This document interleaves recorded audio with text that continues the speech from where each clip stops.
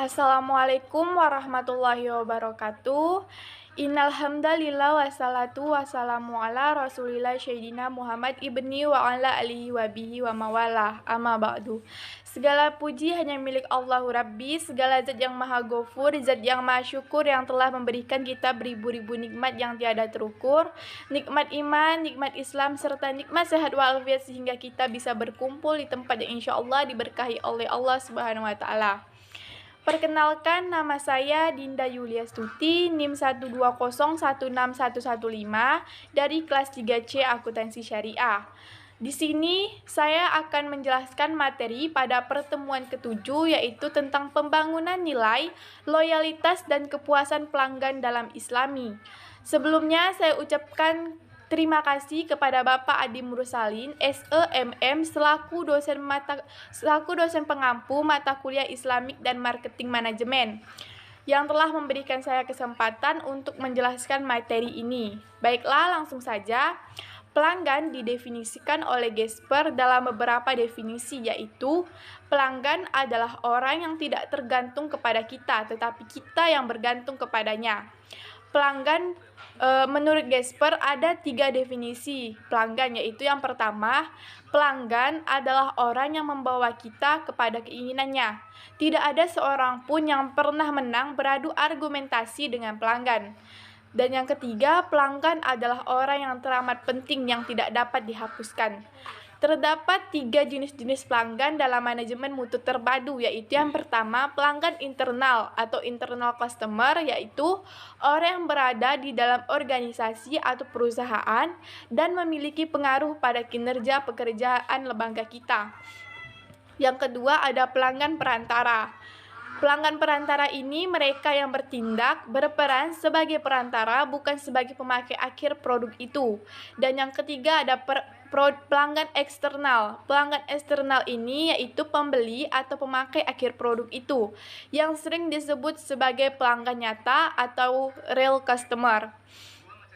Ada beberapa definisi dari para ahli tentang nilai pelanggan. Yang pertama, menurut Boots dan Goldstein, nilai pelanggan adalah ikatan emosional yang terjalin antara pelanggan dan produsen setelah pelanggan menggunakan produk atau jasa yang dihasilkan tersebut dan mendapati bahwa produk yang bersangkutan memberikan nilai tambah.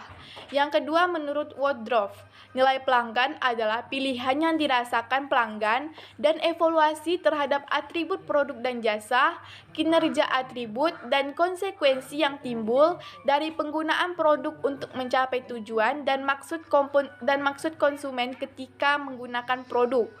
Lalu yang ketiga, menurut Kotler dan Keller, nilai pelanggan adalah selisih antara penilaian pelanggan prospektif atas semua manfaat dan biaya dari suatu penawaran terhadap alternatifnya.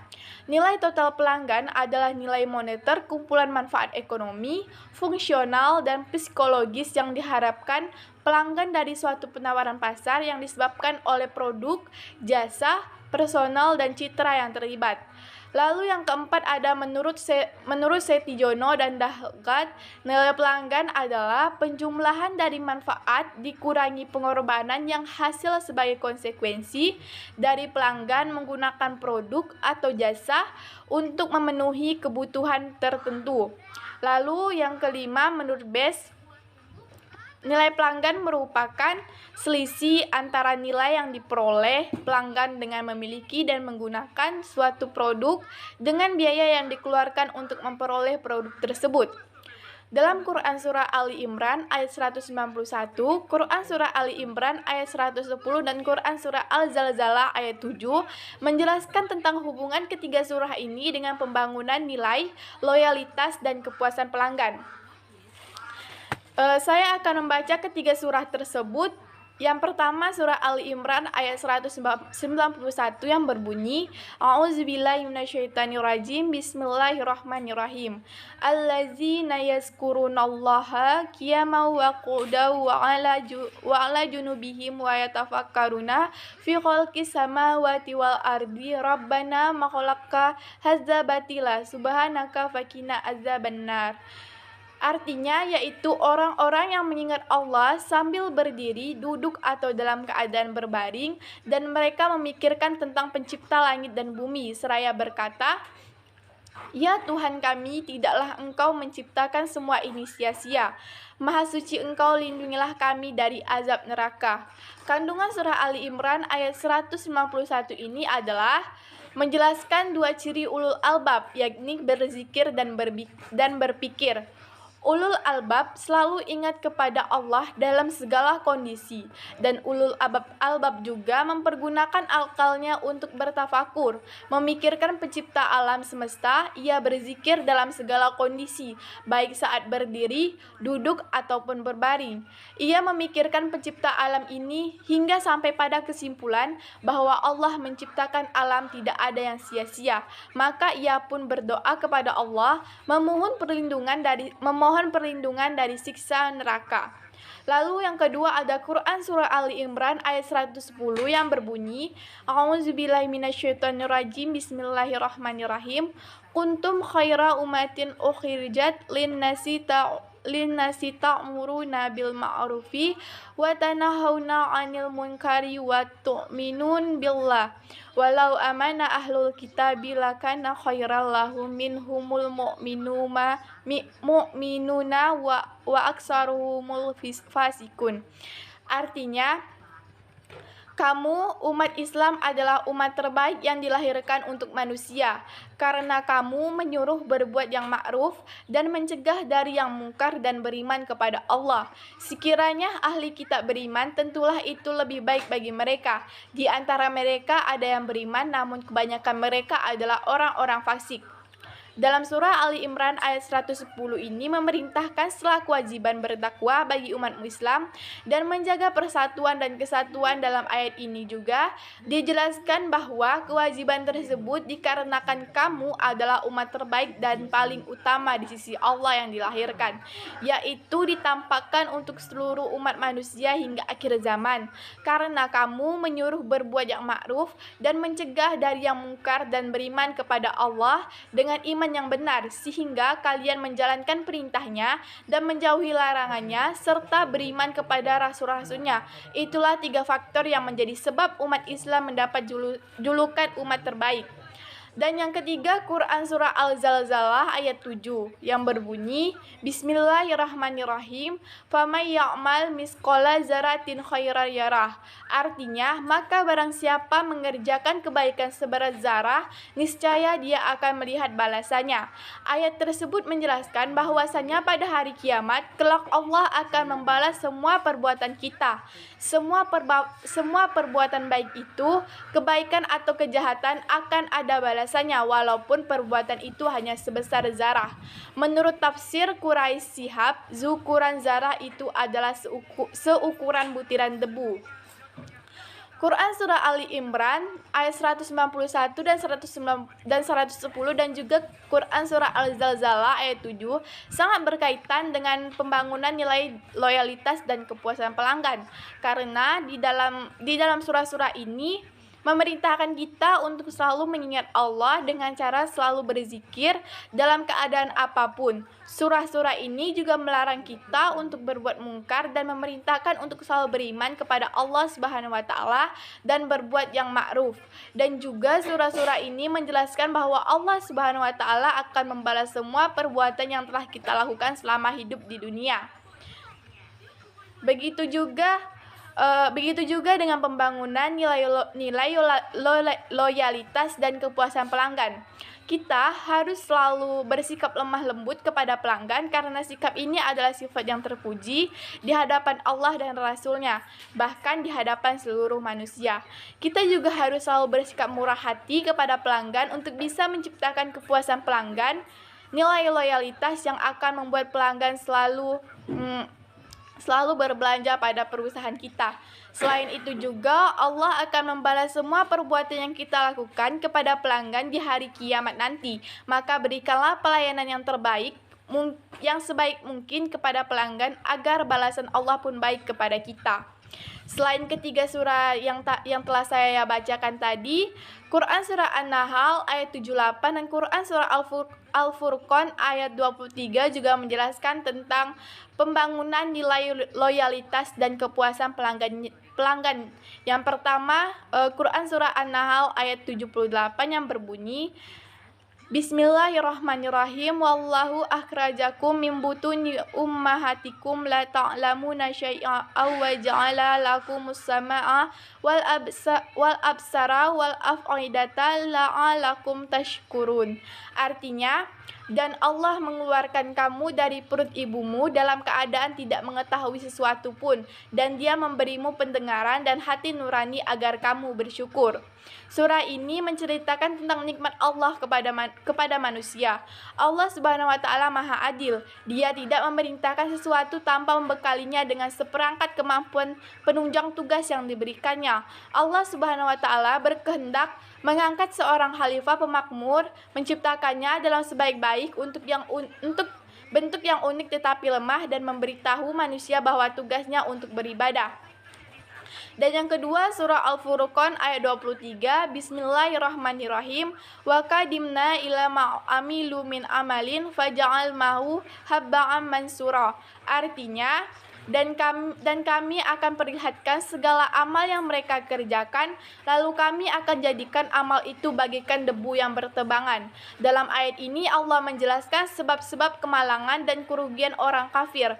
Allah akan memperlihatkan segala perbuatan yang mereka anggap baik yang pernah dikerjakan selama hidup di dunia, seperti silaturahmi, menolong orang yang menderita, memberikan derma untuk meringankan bencana alam, memberi bantuan kepada rumah sakit dan yatim piatu. Sebanyak apapun kebaikan mereka, tidak akan memperoleh imbalan apapun di sisi Allah. Mereka hanya dapat memandang kebaikan itu tanpa dapat mengambil manfaatnya sedikit pun.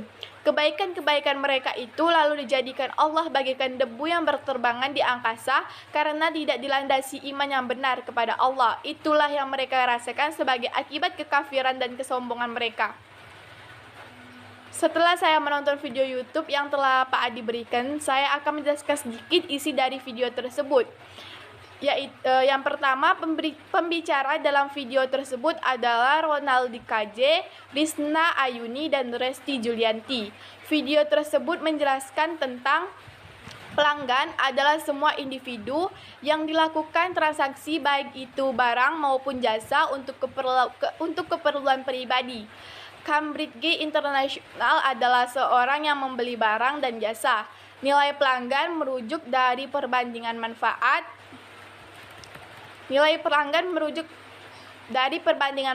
yang didapat dari suatu produk dengan mengeluarkan biaya untuk mendapatkan nilai barang tersebut. Loyalitas pelanggan ketika perusahaan telah berupaya memberikan pelayanan yang terbaik mereka untuk memberikan kepuasan kepada pelanggan mereka. Karakteristik loyalitas pelanggan terdiri dari 4. Yang pertama, pembelian secara teratur. Yang kedua, pelanggan mau membeli aneka ragam produk lain yang ditawarkan. Yang ketiga, pelanggan bersedia merekomendasikan produk kepada temannya. Dan yang keempat, pelanggan tidak mudah beralih ke produk atau jasa pesaing. Lalu, faktor yang mempengaruhi loyalitas pelanggan terdiri dari 4. Yang pertama, perhatian. Yang kedua, kepercayaan. Yang ketiga, perlindungan. Yang keempat, kepuasan akumulatif. Kemudian, manfaat dari loyalitas pelanggan terdiri dari 5, yaitu yang pertama, memiliki prospek lebih besar. Yang kedua, biaya yang dikeluarkan perusahaan untuk mempertahankan pelanggan.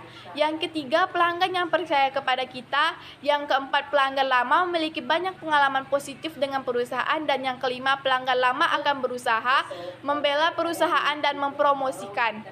Kepuasan pelanggan adalah tingkat perasaan konsumen setelah mendapatkan produk atau pelayanan dari suatu perusahaan.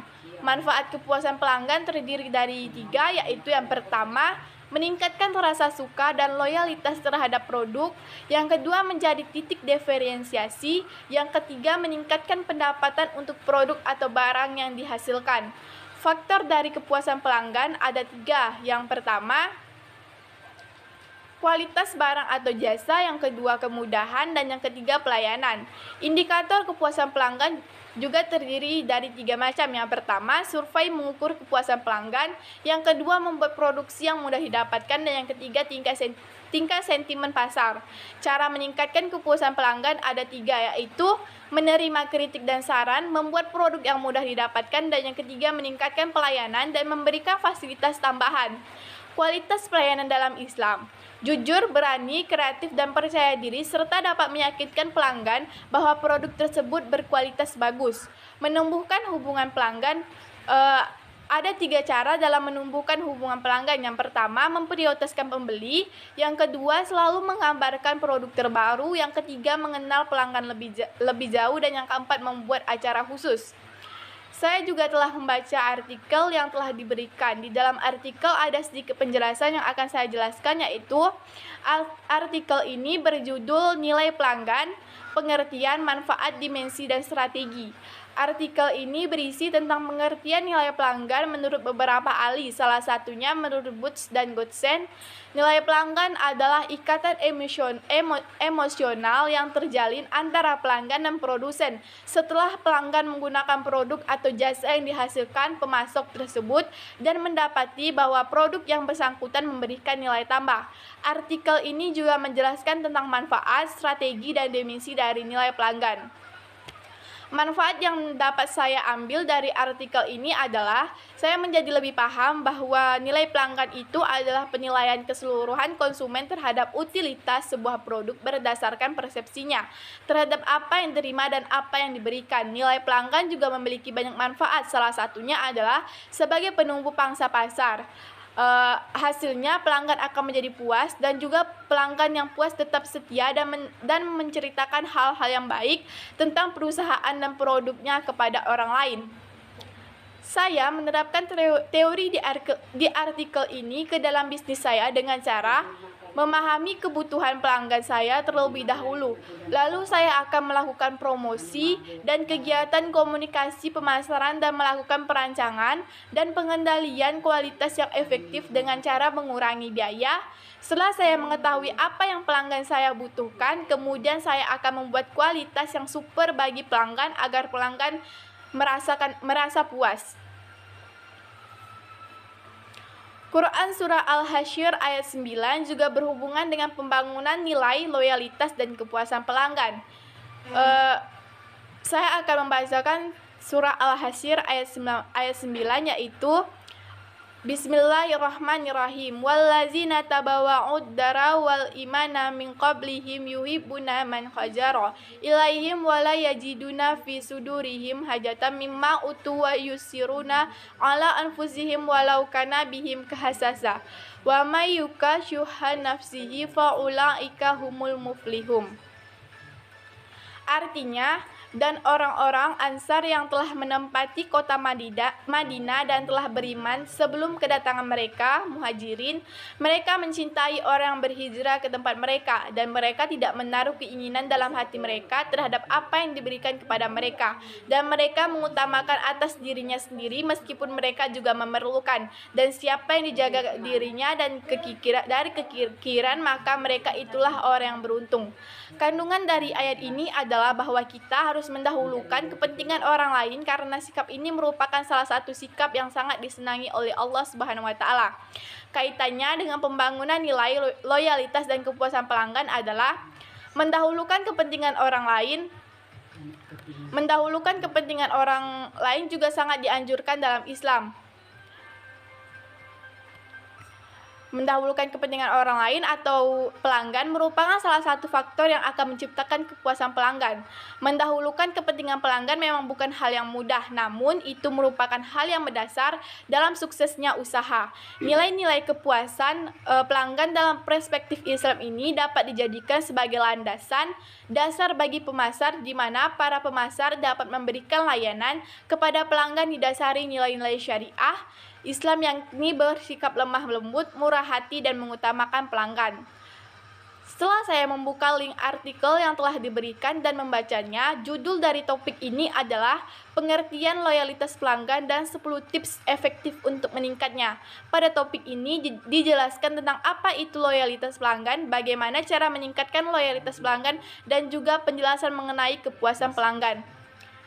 Manfaat yang saya dapatkan dari topik ini adalah saya dapat mengetahui bahwa loyalitas pelanggan merupakan kondisi di mana pelanggan atau konsumen secara teratur atau tetap memiliki pembelian pada suatu bisnis. Selain itu juga saya dapat mengetahui bahwa ada 10 cara dalam meningkatkan loyalitas pelanggan, yaitu yang pertama, menghubungi konsumen secara berkala, yang kedua membuat konten yang berkualitas, yang ketiga menjadi otoritas dalam bisnis yang dijalankan, yang keempat membalas email secara cepat, yang kelima membuat keputusan, yang keenam menghargai sudut pandang pelanggan, yang ketujuh berikan sentuhan personal, yang kedelapan realistis namun tidak terlalu ribet, yang kesembilan mengidentifikasi peluang secara proaktif, dan yang kesepuluh jelas dan transparan.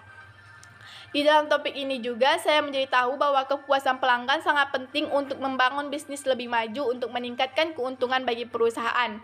Menurut Salim Saladin, pengertian kepuasan pelanggan adalah perasaan senang atau kecewa seseorang yang berasal dari perbandingan antara kesannya terhadap kinerja atau hasil suatu produk dan harapan-harapannya. Dan juga saya mengetahui ada beberapa faktor yang mempengaruhi kepuasan pelanggan, yaitu yang pertama pelayanan, yang kedua kualitas produk, yang ketiga harga, dan yang keempat promosi dan strategi pemasaran yang tepat. Dalam menjalankan bisnis, saya akan menerapkan teori ini, yaitu dengan cara selalu menerima kritik dan saran dari konsumen yang berbelanja pada bisnis saya. Saya juga akan melakukan evaluasi kualitas pelayanan karyawan saya, apakah kerjanya sudah baik atau belum, dan juga saya akan mensurvei kepuasan pelanggan akan bisnis yang saya lakukan. Karena survei kepuasan pelanggan sangat berpengaruh terhadap perkembangan bisnis yang saya lakukan, yaitu dengan survei saya akan menjadi tahu kualitas dari produk saya, kemudian juga akan bisa mengevaluasi produk yang kurang disukai pelanggan. Saya juga sudah membaca artikel yang ditulis oleh Hikmah Endraswati. Artikel ini menjelaskan tentang mutu produk, nilai, dan kepuasan pelanggan dalam pandangan Islam. Artikel ini juga menjelaskan bahwa produk akan bernilai di mata pelanggan jika pelanggan menerima nilai tinggi, yaitu perbedaan antara nilai total pelanggan dan pelanggan akan merasa puas tergantung pada kinerja produk yang dikeluarkan oleh perusahaan yang berhubungan dengan harapan pembeli. Dan juga saya menjadi tahu bahwa pelanggan akan membeli produk yang berkualitas karena pelanggan adalah orang yang memaksimalkan nilai, dan nilai yang diterima pelanggan akan mempengaruhi tingkat kepuasannya terhadap suatu produk dan kebiasaan mereka untuk membeli kembali. Saya akan menerapkan teori yang sudah dijelaskan di artikel ini dalam bisnis saya adalah dengan cara menciptakan produk yang berkualitas yang dapat menarik minat pelanggan untuk membeli, karena pelanggan akan merasa puas ketika membeli barang yang mempunyai kualitas bagus. Dan juga saya menerapkan teori ini dengan cara melakukan inovasi dan strategi pemasaran mutu total, menerapkan sistem promosi dan iklan melalui gambar, kata-kata, referensi, pengulangan, dan memperbarui iklan, serta mengenali siapa pelanggannya dan juga mencari tahu apa yang membuat perusahaan saya dan perusahaan lainnya berbeda, dan nilai apa yang diberikan kepada pelanggannya. Selain artikel yang ditulis oleh Hikmah Endraswati, saya juga membaca artikel yang ditulis oleh Muhammad Nasuka. Artikel ini membahas tentang peningkatan loyalitas pelanggan melalui kepuasan pelanggan dengan layanan inti atau suatu pendekatan konsep Islamic marketing.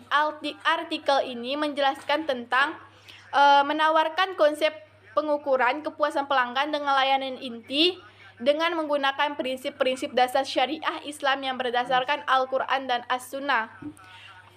Manfaat yang dapat saya peroleh dari membaca artikel ini adalah saya menjadi tahu bahwa pendekatan konsep Islami marketing yang mendasari teori makasih syariah bertujuan untuk memberikan kemaslahatan hidup masyarakat baik di dunia maupun di akhirat.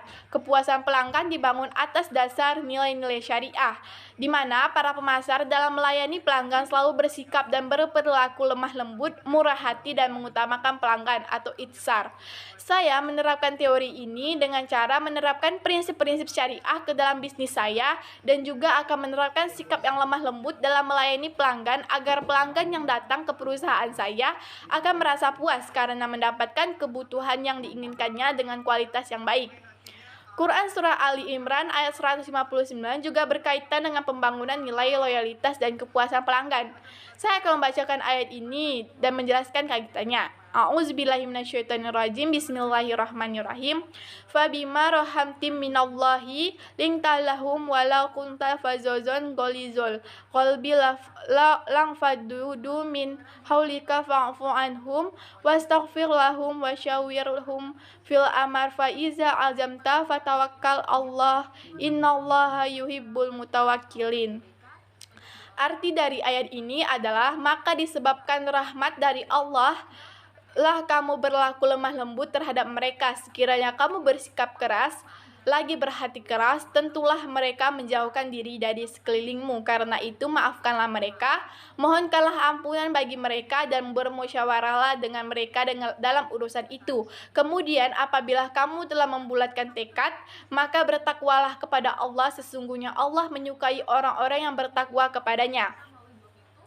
Kandungan dari ayat ini adalah surah ini menganjurkan umat Islam untuk memaafkan dan bermusyawarah dalam mengambil keputusan. Jadi bermusyawarahlah dengan hati yang dingin, tidak dalam keadaan emosi dan dendam untuk mengambil keputusan terhadap suatu perkara. Dapat dilihat dari ayat tersebut bahwa Nabi Muhammad merupakan sosok yang menyelesaikan masalah dengan jalan musyawarah diiringi dengan sifat pemaaf dan lemah lembut. Surah ini juga berisi tentang mengajak seluruh umat Islam, umat muslim untuk selalu bertawakal, sebab barang siapa yang bertawakal akan senantiasa disayangi oleh Allah Subhanahu wa taala. Ayat tersebut sangat berkaitan dengan pembangunan nilai loyalitas dan kepuasan pelanggan, yaitu kita harus melayani pelanggan dengan sikap yang lemah lembut. Di dalam ayat ini memberikan gambaran bahwa sikap lemah lembut merupakan faktor penting dalam memberikan layanan sepenuhnya agar pelanggan merasa memperoleh kepuasan sesuai yang diharapkan, bahkan bisa melebihi harapan. Dan juga surah Al-Furqan ayat 63 sama halnya sangat berkaitan dengan pembangunan nilai loyalitas dan kepuasan pelanggan. Ayat ini berbunyi Bismillahirrahmanirrahim wa ibadur rahmanil ladzina yamshuna 'alal ardi hauna wa iza khotabahumul jahiluna qalu salama. Artinya, adapun hamba-hamba Tuhan yang Maha Pengasih itu adalah orang-orang yang berjalan di bumi dengan rendah hati, dan apabila orang bodoh menyapa mereka dengan kata-kata yang menghina, mereka mengucapkan salam. Kandungan surah ini adalah bahwa ayat ini menjelaskan orang-orang yang rendah hati akan disukai oleh Allah Subhanahu wa taala dan juga mendapatkan curahan rahmat dan ampunan, rezekinya dilapangkan dan kehidupannya tentram serta sejahtera. Hubungannya adalah bahwa sikap rendah hati atau murah hati kepada pelanggan akan menciptakan kepuasan terhadap pelanggan dan juga akan membuat para pelanggan merasa senang. Selain itu, sikap seperti ini adalah merupakan indikator kedalaman iman seseorang. Setelah mempelajari bab 7 ini, manfaat yang saya dapatkan adalah saya menjadi tahu bagaimana cara meningkatkan nilai loyalitas pelanggan, yaitu dengan cara meningkatkan kepuasan pelanggan terlebih dahulu dengan bersikap baik serta setiap melayani pelanggan. Dengan begitu, pelanggan akan menjadi merasa puas dan akan menjadi berlangganan untuk membeli produk yang produk tersebut, dan itu disebut membangun nilai loyalitas pelanggan. Selain itu juga saya menjadi tahu mutu produk itu sangat penting dalam suatu bisnis, karena setiap pembeli akan mencari mutu produk yang baik untuk mereka dan yang membuat mereka merasa puas ketika kebutuhannya terpenuhi dengan baik. Demikian penjelasan yang dapat saya sampaikan tentang materi bab 7 ini. Pada kesempatan kali ini, semoga materi yang saya sampaikan ini dapat bermanfaat bagi kita dan dapat kita aplikasikan ke dalam kehidupan kita sehari-hari. Mohon maaf bila ada perkataan yang kurang berkenan karena manusia tidak luput dari kesalahan. Saya akhiri video ini dengan mengucap hamdalah, alhamdulillahirrabbilalamin. Wabihi taufiq wal hidayah. Wassalamualaikum warahmatullahi wabarakatuh.